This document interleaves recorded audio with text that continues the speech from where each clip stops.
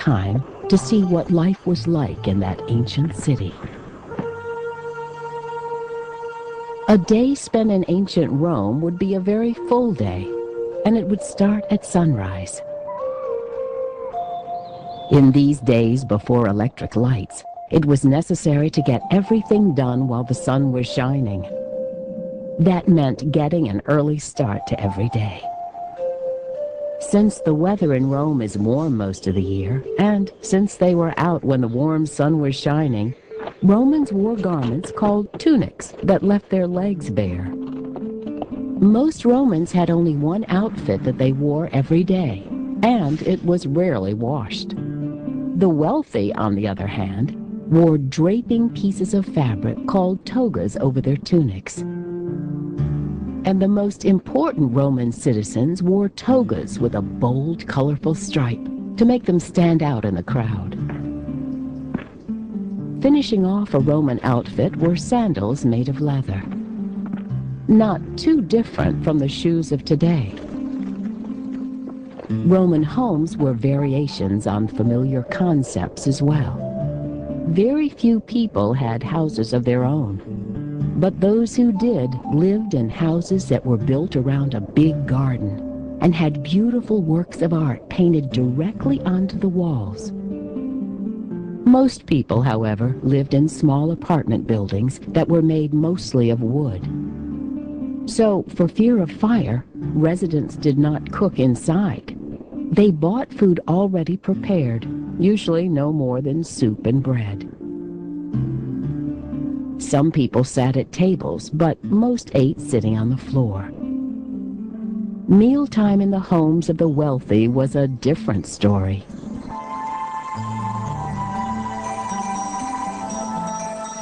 They ate large feasts and were served as they lay on couches. But whether rich or poor, one thing was the same at every meal. There were no forks in ancient Rome, so people ate with their fingers. What I think you'd notice if a time traveller went back would be the smell, the noise, the dirt, the crowdedness. I think there'd be lots of beggars, lots of small children. Traffic was terrible. Julius Caesar forbade wheeled traffic during the day so people could move around, which meant that at night all these carts started going on these stone streets, and it was so noisy that you couldn't sleep. All that traffic wore deep ruts into the streets of Rome. You could be in the city of Rome and you could see people who were obviously African, obviously Italian, Gauls, German. All of these people were in fact Roman citizens. And every day the citizens would gather in the most crowded of the crowded places, the Forum. The Forum was a busy square in the center of town where Romans could purchase goods from near and far using Roman coins called denarii. It also was abuzz with orators and politicians holding lively debates and giving speeches. This would all be in the official language of the Roman Empire, Latin. Hearing the speeches of ancient Romans would have been much easier than reading their writings. They didn't leave spaces between words, and they rarely used punctuation.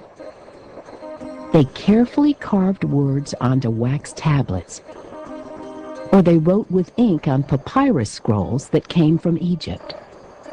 It is from their writings that we've learned so much about their lives. For instance, we know that the Forum was only one place to visit in ancient Rome. There were also temples for worship, stadiums to watch races, theaters to see plays, and there were baths. The baths had pools of cool and hot water for bathing, but there were also libraries, hair salons, massage parlors, and gardens. The baths were a place to relax and socialize. For the poor, a visit was a rare luxury. The rich would visit every day. These are just some of the many things that we know about the ways that ancient Romans lived. Because of their detailed writings, their art, and their buildings, we know today of the extraordinary empire that ended centuries ago.